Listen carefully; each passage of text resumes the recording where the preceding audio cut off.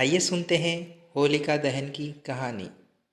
होलिका की कहानी हिंदू धर्म में बहुत प्रसिद्ध है। तो आइए पुराणों के आधार पर जानते हैं क्या है होलिका दहन की कहानी और कैसे इस कहानी के आधार पर होलिका दहन प्रारंभ हुआ, जिसे हम होली के रूप में मनाते हैं।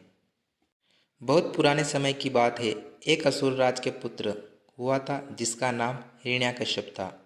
हिरण्यकश्यप ने घोर तपस्या करके भगवान से अजर अमर होने का वरदान प्राप्त कर लिया था, जिसके कारण उसे स्वयं पर अभिमान हो गया था और वह स्वयं को भगवान समझने लगा था।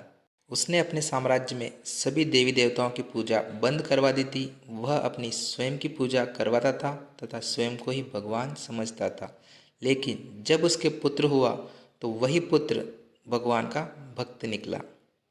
हिरण्यकश्यप के पुत्र का नाम प्रहलाद था, जो कि भगवान विष्णु का अनन्य भक्त था।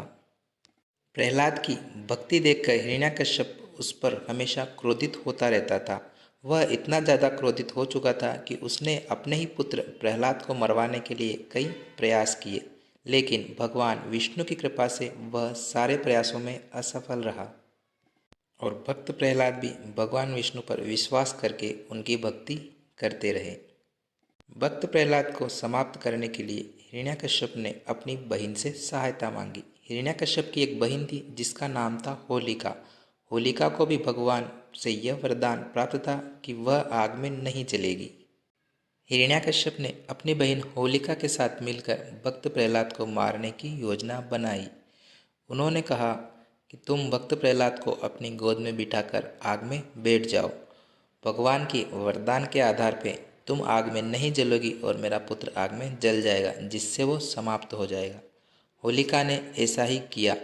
वह आग में बैठ गई और अपनी गोद में अपने भाई के पुत्र प्रहलाद को लेकर बैठ गई। लेकिन भगवान विष्णु की कृपा से सब कुछ उल्टा हो गया।